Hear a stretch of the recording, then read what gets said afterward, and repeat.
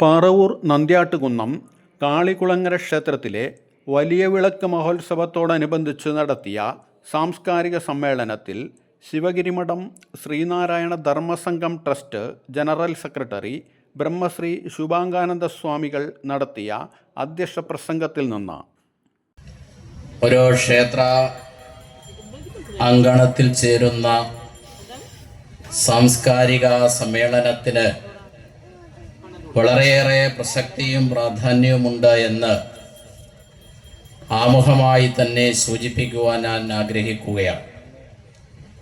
കാരണം നമ്മുടെ പൗരാണികമായ ക്ഷേത്ര സങ്കല്പത്തിലേക്ക് നാം തിരിഞ്ഞു നോക്കുമ്പോൾ കലയിലായാലും സാഹിത്യത്തിലായാലും അല്ലെങ്കിൽ മനുഷ്യ ജീവിതവുമായി ബന്ധപ്പെട്ടിട്ടുള്ള എല്ലാ രംഗങ്ങളിലേക്ക് ഉയർച്ചയുടെയും വളർച്ചയുടെയും വികാസത്തിൻ്റെയും കേന്ദ്രമായി മാറ്റപ്പെടുന്ന കേന്ദ്രങ്ങളായിരുന്നു നമ്മുടെ ആരാധനാലയങ്ങൾ, ദേവാലയങ്ങൾ എന്ന് പഴയകാല ചരിത്രങ്ങൾ പരിശോധിക്കുമ്പോൾ നമുക്ക് കാണുവാൻ കഴിയും.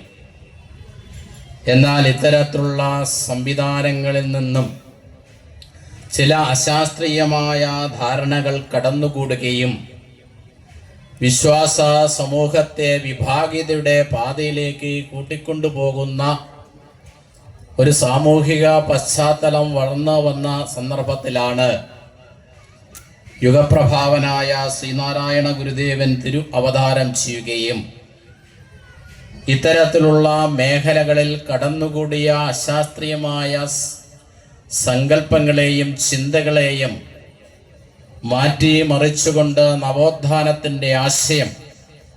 നവോത്ഥാന ആശയങ്ങൾ പകർന്നുകൊണ്ട് നമ്മുടെ സമൂഹത്തിൻ്റെ സാമൂഹിക, സാംസ്കാരിക, ആധ്യാത്മിക രംഗത്ത് ഉയർച്ചയുടെയും വളർച്ചയുടെയും വികാസത്തിൻ്റെയും പാതയിലേക്ക് ശ്രീനാരായണ ഗുരുദേവൻ നയിക്കപ്പെടുവാൻ കഴിഞ്ഞിട്ടുണ്ട് എന്നുള്ളത്. അതുകൊണ്ട് തന്നെയാണ് സ്വാഗത പ്രസംഗത്തിൽ അനവേഷാനന്ദ സ്വാമികൾ ഗുരുവിനെ പരാമർശിച്ച സന്ദർഭത്തിൽ ഗുരുവിൻ്റെ പാദസ്പർശം കൊണ്ട് അനുഗ്രഹീതമായ ഈ പുണ്യസങ്കേതത്തിൽ നാം ഒത്തുചേരുമ്പോൾ യുഗപ്രഭാവനായ യുഗാചാര്യനായ ശ്രീനാരായണ ഗുരുദേവന്റെ ഗുരു ഈ ലോകത്തെ പഠിപ്പിച്ച ക്ഷേത്രത്തെക്കുറിച്ചും ക്ഷേത്ര സങ്കല്പത്തെക്കുറിച്ചും ദൈവത്തെക്കുറിച്ചും ദൈവസങ്കല്പത്തെക്കുറിച്ചുമൊക്കെ ആധികാരികമായി ചർച്ച ചെയ്യപ്പെടുവാനും ചിന്തിക്കുവാനും അതിൻ്റെ മഹത്തായ ആശയങ്ങൾ ഉൾക്കൊള്ളുവാനും അതുവഴി നമ്മുടെ ജീവിതത്തെ ധന്യധന്യമാക്കുവാൻ നമുക്ക് കഴിയണം എന്നുള്ളതാണ്. ഞാനിവിടെ സൂചിപ്പിച്ചതുപോലെ ആത്മീയ രംഗത്തായാലും ഭൗതിക രംഗത്തായാലും ദിശാബോധമുള്ള, ലക്ഷ്യബോധമുള്ള ഒരു സമൂഹത്തെ വാർത്തെടുക്കുവാൻ വേണ്ടിയാണ് ശ്രീനാരായണ ഗുരുദേവൻ ആയുസ്സും വപസ്സും സമർപ്പണം ചെയ്തത്. ഗുരുവിന്റെ നവോത്ഥാന പ്രക്രിയയ്ക്ക് തുടക്കം കുറിച്ചത് നമുക്ക് എല്ലാവർക്കും അറിവുള്ളതുപോലെ 1888 അരുവിപ്പുറം പ്രതിഷ്ഠയോടുകൂടിയായിരുന്നു. 1888 മുതൽ ശ്രീനാരായണ ഗുരുദേവൻ മഹാസമാധിസ്ഥനാകുന്ന 1928 വരെയുള്ള 4 പതിറ്റാണ്ട് കാലത്തെ അല്ലെങ്കിൽ 40 വർഷക്കാലത്തെ ഗുരുവിന്റെ കർമ്മകാണ്ഡത്തിലൂടെ നാം സഞ്ചരിക്കുമ്പോൾ, ആ കർമ്മകാണ്ഡം നാം പരിശോധിക്കുമ്പോൾ, പഠിക്കുമ്പോൾ നമുക്ക് ബോധ്യമാകുന്നത് വിവിധ രൂപത്തിലും ഭാവത്തിലും സങ്കല്പത്തിലുമുള്ള ക്ഷേത്ര പ്രതിഷ്ഠകൾ നിർവഹിച്ചുകൊണ്ടുള്ള ഒരു കർമ്മകാണ്ഡമായിരുന്നു ശ്രീനാരായണ ഗുരുദേവൻ ഈ സമൂഹത്തിന് കാണിച്ചു തന്നത് എന്ന് കാണുവാൻ കഴിയും. ആ കർമ്മകാണ്ഡത്തെ നാം പരിശോധിക്കുമ്പോൾ, പഠിക്കുമ്പോൾ ഞാനിവിടെ സൂചിപ്പിച്ചതുപോലെ ഇവിടുത്തെ വിശ്വാസ സമൂഹത്തിൻ്റെ ആധ്യാത്മികപരമായ ഔന്നത്യം മാത്രമായിരുന്നില്ല ഇത്തരത്തിലുള്ള പ്രവർത്തനത്തിലൂടെ ശ്രീനാരായണ ഗുരുദേവൻ മുന്നോട്ട് വെച്ചത് എന്ന് കാണുവാൻ കഴിയും. ആത്മീയ അടിത്തറയിൽ നിന്നുകൊണ്ട് മാനവ സമൂഹത്തിന്റെ ജീവിതഗന്ധികളായ എല്ലാ വിഷയങ്ങളിലേക്കും കടന്നു ചെല്ലുവാനും മാനവ സമൂഹത്തിന്റെ ജീവിതഗന്ധികളായ വിഷയങ്ങളിൽ ഏതെങ്കിലും തരത്തിലുള്ള ധാരണ പിശകുകൾ കടന്നു വന്നിട്ടുണ്ടെങ്കിൽ ആ ധാരണാ പിശുകളെ തിരുത്തിക്കൊണ്ട് ശരിയായ മാർഗദർശനം നൽകുവാനാണ് ശ്രീനാരായണ ഗുരുദേവൻ ശ്രമിച്ചത്, പ്രവർത്തിച്ചത് എന്ന് കാണുവാൻ കഴിയും. അതിൻ്റെ ഉദാഹരണമാണ് 1888 ഗുരു പ്രതിഷ്ഠ അരുവിപ്പുറത്ത് പ്രതിഷ്ഠ നിർവഹിച്ച സന്ദർഭത്തിലെ സാമൂഹിക പശ്ചാത്തലം ചരിത്രത്തിലൂടെ നമുക്ക് വായിച്ചെടുക്കുവാൻ കഴിയുന്നത്. ജാതിയുടെയും മതത്തിൻ്റെയും വർഗത്തിൻ്റെയും വർണ്ണത്തിൻ്റെയും പേരിൽ ഇവിടുത്തെ ബഹുഭൂരിപക്ഷം വരുന്ന ജനവിഭാഗത്തെ ആരാധനാലയങ്ങളുടെ മുമ്പിൽ അവരുടെ മുമ്പിൽ ആരാധനാലയങ്ങളുടെ കവാടങ്ങൾ കൊട്ടിയടക്കപ്പെട്ടിരുന്ന ഒരു സ്ഥിതിവിശേഷം നമുക്ക് കാണുവാൻ കഴിയും. ജാതിയുടെയും മതത്തിൻ്റെയും വർഗത്തിൻ്റെയും വർണ്ണത്തിൻ്റെയും പേരിൽ ഇവിടുത്തെ ബഹുഭൂരിപക്ഷം വരുന്ന ജനവിഭാഗത്തെ അക്ഷര ലോകത്തൊന്നും മാട്ടിപ്പായിച്ച സ്ഥിതിവിശേഷം നമുക്ക് കാണുവാൻ കഴിയും, മനസ്സിലാക്കുവാൻ കഴിയും. ഇത്തരത്തിലുള്ള സാമൂഹിക പശ്ചാത്തലത്തിലാണ് ശ്രീനാരായണ ഗുരുദേവൻ നെയ്യാറിലെ ശങ്കരൻ കുഴിന്ന് മുങ്ങിയെടുത്ത ശിലാവിഗ്രഹം ഗുരുദേവൻ ഗുരുവിന്റെ നെഞ്ചോട് ചേർത്ത് പ്രാർത്ഥിച്ചുകൊണ്ട് പീഠമായി സങ്കല്പിച്ച കിഴക്കേ പാറയിൽ കൊണ്ട് പ്രതിഷ്ഠിക്കുകയാണ് ചെയ്തത്.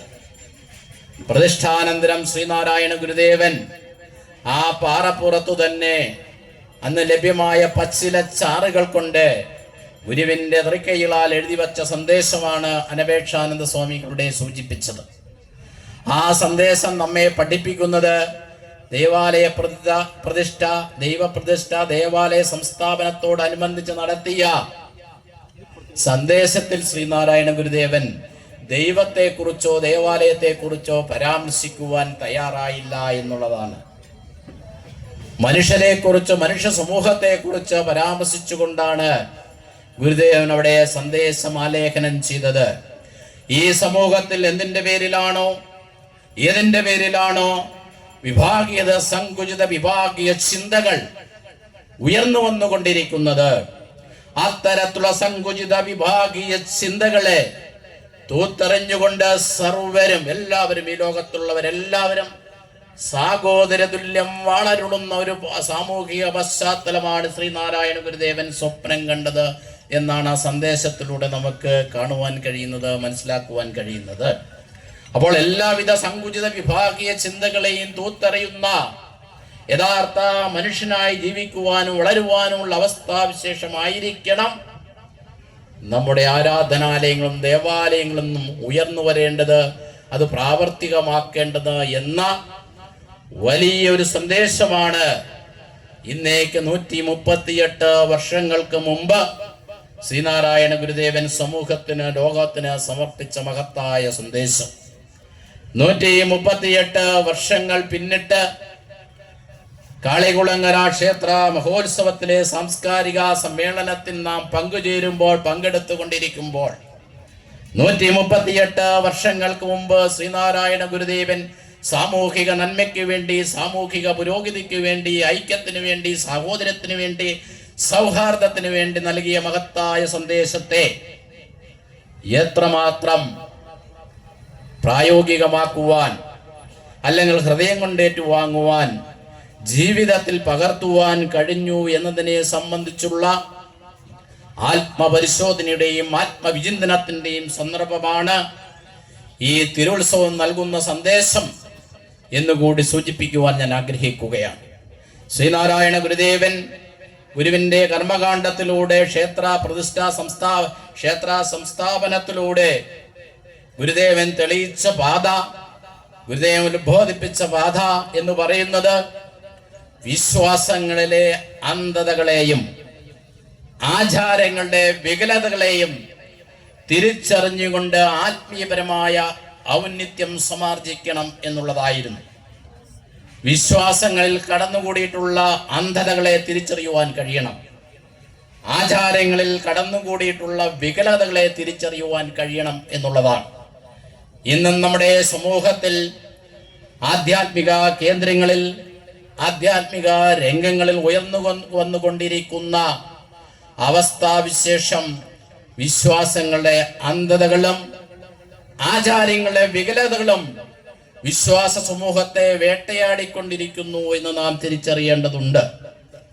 ആത്മീയ രംഗം ഇന്ന് വാണിജ്യത്തിന്റെയും വ്യവഹാരത്തിന്റെയും പാതയിലേക്ക് ആത്മീയ വാണിജ്യവും ആത്മീയ വ്യവഹാരവും നടക്കുന്ന ഒരു സാമൂഹിക പശ്ചാത്തലം നമ്മുടെ മുമ്പിലുണ്ട്. അതുകൊണ്ട് അത്തരത്തിലുള്ള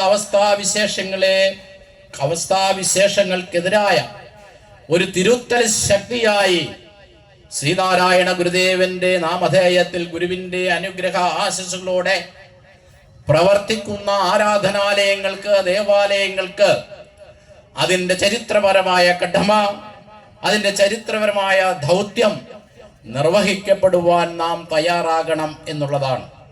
വിശ്വാസങ്ങളുടെ അന്ധത മൂലവും ആചാരങ്ങളുടെ വികലത മൂലവും ഇന്ന് നമ്മുടെ വിശ്വാസ സമൂഹത്തിൽ, ആരാധനാ കേന്ദ്രങ്ങളിൽ, പൊതുജീവിതത്തിൽ ഒട്ടേറെ സങ്കീർണതകൾ വളർന്നുകൊണ്ടിരിക്കുകയാണ്. മൺമറഞ്ഞു പോയ പല വിശ്വാസങ്ങളിലെ അന്ധതകളും ഉയർന്നു വന്നുകൊണ്ടിരിക്കുകയാണ്. ആചാരങ്ങളിലെ വികലതകൾ ഉയർന്നു വന്നുകൊണ്ടിരിക്കുകയാണ്. ആ വിശ്വാസങ്ങളിലെ അന്ധതകളും ആചാരങ്ങളുടെ വികലതകളുമെല്ലാം വിശ്വാസ സമൂഹത്തിന് അവരുടെ ആത്യന്തികമായ ലക്ഷ്യത്തെ അനർത്ഥമാക്കുവാനുള്ള അവസ്ഥാവിശേഷത്തിന് തടസ്സമാണ് എന്നുള്ള കാര്യം നമുക്ക് തിരിച്ചറിയേണ്ടതുണ്ട്. അതുകൊണ്ടാണ് അത്തരത്തിലുള്ള അവസ്ഥാവിശേഷങ്ങളെ തിരിച്ചറിയുവാൻ നേരായ മാർഗത്തിലൂടെ, ശരിയായ വഴിയിലൂടെ സഞ്ചരിക്കുവാൻ ശ്രീനാരായണ ഗുരുദേവൻ നമ്മെ പഠിപ്പിച്ചിട്ടുള്ളത്. 1888 ദേവാലയ സംസ്ഥാപനത്തോടെ ഗുരുവിന്റെ പ്രവർത്തനങ്ങൾ വിദ്യാലയത്തിൽ സമാപിക്കുകയാണ്. ആരാധനാലയത്തിൽ തുടങ്ങി വിദ്യാലയത്തിൽ അവസാനിക്കുന്ന ഒരു നവീകരണത്തിന്റെ പാതയാണ് ശ്രീനാരായണ ഗുരുദേവൻ തുറന്നു വെച്ചത് എന്ന് കാണുവാൻ കഴിഞ്ഞു. ദൈവാരാധനയിലൂടെ, ഈശ്വരാരാധനയിലൂടെ നമ്മുടെ സങ്കീർണമായ മാനസിക അവസ്ഥകളെ, മനുഷ്യ മനസ്സിനെ നിർമ്മലമാക്കുവാൻ, പരിശുദ്ധമാക്കുവാൻ ഈശ്വര ചിന്തയിൽ അധിഷ്ഠിതമായ, ഈശ്വര സ്മരണയിൽ അധിഷ്ഠിതമായ ജീവിതത്തിലൂടെ മാത്രമേ സാധ്യമാകൂ എന്ന് സത്യദർശിയായ, ഈശ്വരദർശിയായ ശ്രീനാരായണ ഗുരുദേവൻ നമ്മെ ഓർമ്മപ്പെടുത്തുകയുണ്ടായി. മനുഷ്യ മനസ്സ് എന്ന് പറയുന്നത് കാമ, ക്രോധ, മോഹ, ലോപാദികളാകുന്ന വികാരങ്ങൾ കൊണ്ട് കലുഷിതമാണ്. ഇങ്ങനെ വികാരങ്ങൾ കൊണ്ട് കലുഷിതമായിരിക്കുന്ന മനുഷ്യ മനസ്സിനെ നിർമ്മലമാക്കുവാൻ, പരിശുദ്ധമാക്കുവാൻ ഈശ്വര ചിന്തയിൽ അധിഷ്ഠിതമായ, ഈശ്വര സ്മരണയിൽ അധിഷ്ഠിതമായ ജീവിതത്തിലൂടെ പോകണം എന്നാണ് ഗുരു നമ്മെ നിർദ്ദേശിച്ചത്. അതുകൊണ്ട് തന്നെയാണ് ശ്രീനാരായണ ധർമ്മ പരിപാലന യോഗത്തിന്റെ മഹത്തായ അഞ്ചാമത് വാർഷികം കൊല്ലത്ത് നടന്നപ്പോൾ, ആ അഞ്ചാമത് വാർഷികത്തിനൊരു സന്ദേശം ആവശ്യപ്പെട്ടപ്പോൾ ശ്രീനാരായണ ഗുരുദേവൻ ഗുരുവിന്റെ തർക്കങ്ങളാൽ എഴുതി കൊടുത്ത സന്ദേശത്തിൽ പറഞ്ഞത്, അടിവരയിട്ട് സൂചിപ്പിച്ചത്, എല്ലാ ഹൃദയങ്ങളിലും, എല്ലാ ഭവനങ്ങളിലും ഈശ്വര വിശ്വാസം എത്തിക്കണം എന്നുള്ളതായിരുന്നു.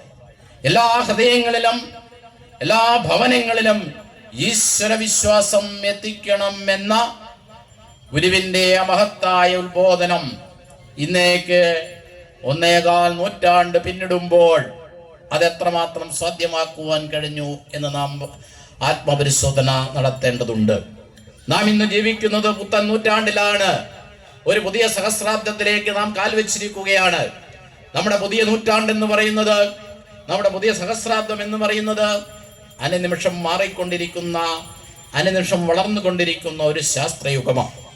അനുനിമിഷം മാറിക്കൊണ്ടിരിക്കുന്ന, അനുനിമിഷം വളർന്നുകൊണ്ടിരിക്കുന്ന നമ്മുടെ ശാസ്ത്രയുഗത്തിൽ ശാസ്ത്രത്തിന്റെയും സാങ്കേതിക വിദ്യയുടെയും വളർച്ചയും ഉയർച്ചയും നമ്മുടെ ഭൗതിക ജീവിതത്തെ എത്രമാത്രം സന്തോഷകരമാക്കാമോ, എത്രമാത്രം ആനന്ദകരമാക്കാമോ, അത്രമാത്രം ആനന്ദകരമാക്കുവാനും സന്തോഷകരമാക്കുവാനും ശാസ്ത്ര സാങ്കേതിക വിദ്യയിലൂടെ നമുക്ക് സാധ്യമാക്കുവാൻ കഴിയുന്നുണ്ട്.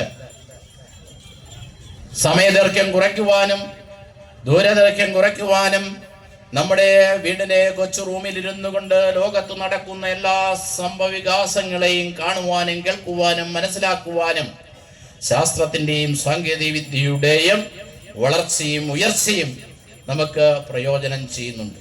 പക്ഷേ നമ്മുടെ വീട്ടിലെ റൂമിന്റെ തൊട്ടടുത്ത റൂമിൽ താമസിക്കുന്ന മാതാപിതാക്കളെയും സഹോദരന്മാരെയും ഒക്കെ വേണ്ട വിധത്തിൽ കാണുവാനും മനസ്സിലാക്കുവാനും സംരക്ഷിക്കുവാനും കഴിയുന്നുണ്ടോ എന്ന് നാം ഓരോരുത്തരും പരിശോധിക്കേണ്ടതുണ്ട്. ഇവിടെയാണ് നമ്മുടെ ഹൃദയവികാസത്തിൻ്റെയും മനഃശുദ്ധിയുടെയും കാര്യക്ഷമമായ അവസ്ഥ മനസ്സിലാക്കേണ്ടത്.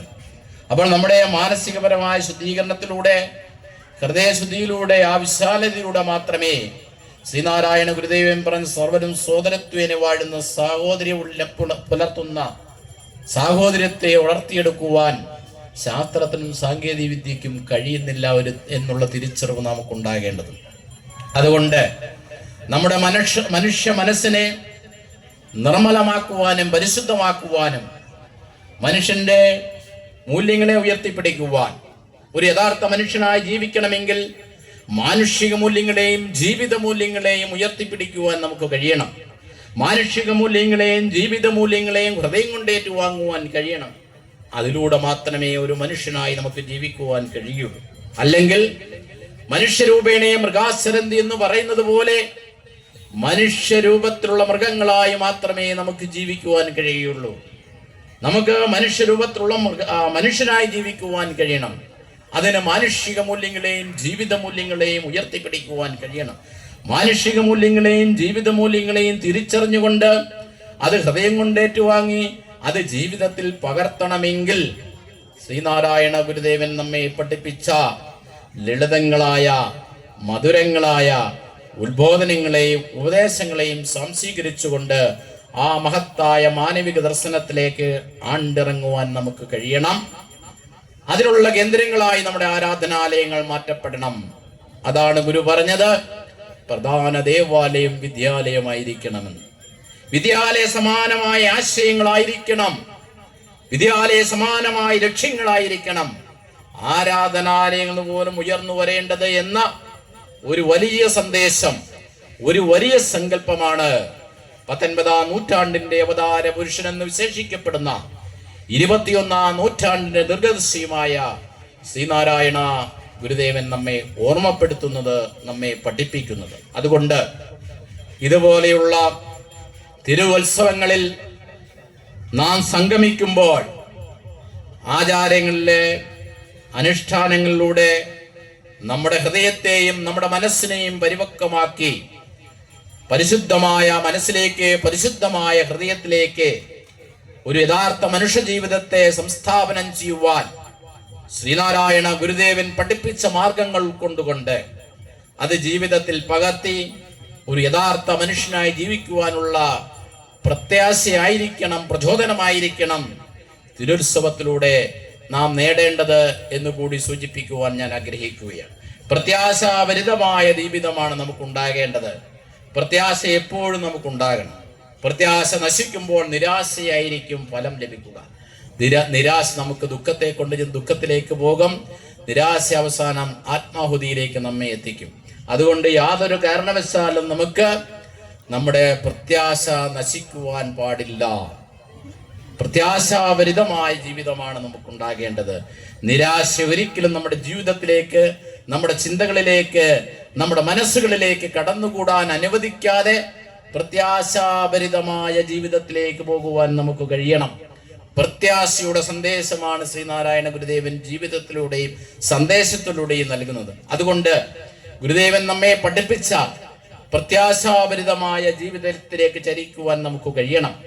ആരാധനാലയ സങ്കല്പത്തിലൂടെയായാലും വിദ്യാലയ സങ്കല്പത്തിലൂടെയായാലും സാമൂഹിക സാംസ്കാരിക രംഗങ്ങളിലൂടെയായാലും ഏത് രംഗത്തും ഗുരുദേവൻ മുന്നോട്ട് വെക്കുന്നത് ദിശാബോധമുള്ള, ലക്ഷ്യബോധമുള്ള ഒരു സമൂഹത്തെ വാർത്തെടുക്കുക എന്നുള്ളത്. ദിശാബോധമുള്ള, ലക്ഷ്യബോധമുള്ള ഒരു സമൂഹത്തെ വാർത്തെടുക്കുവാനുള്ള കേന്ദ്രങ്ങളായി നമ്മുടെ പ്രദേശത്ത് ഉയർന്നു നിൽക്കുന്ന ആരാധനാലയങ്ങൾ ഉണ്ടാകണം.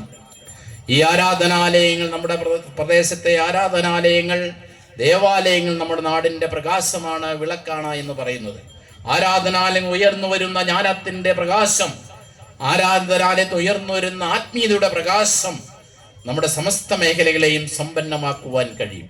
എല്ലാവിധത്തിലുള്ള അജ്ഞതകളെയും അന്ധതകളെയും മാറ്റി ജ്ഞാനത്തിന്റെ പ്രകാശം പകർന്നുകൊണ്ട് സാമൂഹികപരമായ, സാംസ്കാരികപരമായ, ആധ്യാത്മികപരമായ ഔന്നത്യത്തിലേക്ക് നമ്മുടെ സമൂഹത്തെ കൂട്ടിക്കൊണ്ടുപോകുവാനുള്ള കേന്ദ്രങ്ങളായി നമ്മുടെ ആരാധനാലയങ്ങൾ, ദേവാലയങ്ങൾ മാറണം എന്ന ഗുരുവിന്റെ മഹത്തായ സങ്കല്പം അനർത്ഥമാക്കുവാൻ കഴിയണം. തിരുത്സവത്തിൽ, ഈ വർഷത്തെ തിരുത്സവത്തിൽ നാം സംഗമിക്കുമ്പോൾ നമ്മുടെ കഴിഞ്ഞകാല ജീവിതത്തിലേക്ക് തിരിഞ്ഞു നോക്കുവാനും ശ്രീനാരായണ ഗുരുദേവൻ ആരാധനാ സങ്കല്പത്തിലൂടെ, ദേവതാ സങ്കല്പത്തിലൂടെ എങ്ങനെയാണ് ആത്മീയപരമായ ഔന്നത്യം നേടേണ്ടത്, ഭൗതിക ജീവിതത്തെ എങ്ങനെ സമ്പന്നമാക്കണം എന്നുള്ള ആ മഹത്തായ ഉത്ബോധനത്തെ എത്രമാത്രം സ്വായക്തമാക്കുവാൻ കഴിഞ്ഞു, അത് നമ്മുടെ ജീവിതത്തിൽ പകർത്തുവാൻ കഴിഞ്ഞിട്ടുണ്ടോ എന്ന് നാം ഒരു പരിശോധന നടത്തണം. ആ പരിശോധനയിലൂടെ നമ്മുടെ ജീവിതത്തിലെ നേട്ടങ്ങളെയും കോട്ടങ്ങളെയും തിരിച്ചറിയുവാൻ കഴിയണം. ഏതെങ്കിലും തരത്തിലുള്ള കോട്ടങ്ങൾ ഉണ്ടായിട്ടുണ്ടെങ്കിൽ ആ കോട്ടങ്ങളെ തിരിച്ചറിഞ്ഞുകൊണ്ട് നമ്മുടെ നാളത്തെ ജീവിതം നേട്ടങ്ങളുടെ ബന്ധാവിലേക്ക് പോകുവാനുള്ള അവസ്ഥാവിശേഷം സംജാതമാക്കുവാൻ കഴിയണം. അത്തരത്തിലുള്ള അവസ്ഥാവിശേഷം സംജാതമാകട്ടെ എന്ന പ്രാർത്ഥനയോടുകൂടി ശ്രീനാരായണ ഗുരുദേവന്റെയും കാളികുളങ്ങര ദേവിയുടെയും അനുഗ്രഹ ആശിസ്സുകൾ നമുക്ക് എപ്പോഴും ഉണ്ടാകട്ടെ എന്ന പ്രാർത്ഥനയോടുകൂടി ഈ തിരുത്സവ ആഘോഷ പരിപാടികൾക്ക് എല്ലാവിധ വിജയങ്ങളും നന്മകളും നേർന്നുകൊണ്ട് ഞാൻ എൻ്റെ എളിയ അധ്യക്ഷ പ്രസംഗം ഇവിടെ ഉപസംഹരിക്കുന്നു. നന്ദി, നമസ്കാരം.